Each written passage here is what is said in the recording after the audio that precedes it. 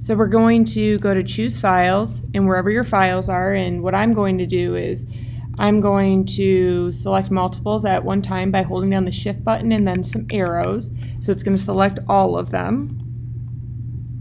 And then it says upload and make GIF, and I can see kind of near the bottom where it's saying waiting for easygif.com. So it'll tell me what percentage. This may or may not take a while depending on how fast the internet is, as well as how big your files are.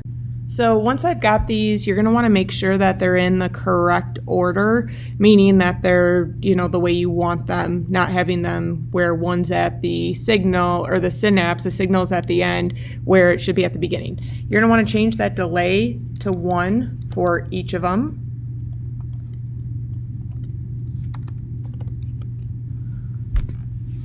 Then once I've got all of these set to 1 second, we're going to say the same toggle range of frames. There are 8 of them, and I'm going to set this to 1 second just because I want it to be super fast. And then I'm going to click make GIF, and now it's going to show it straight.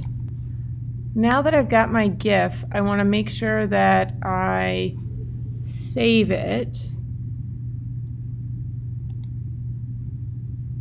And this is going to download it. So whatever you want to name it, I would suggest naming it your first and last name or your group's name.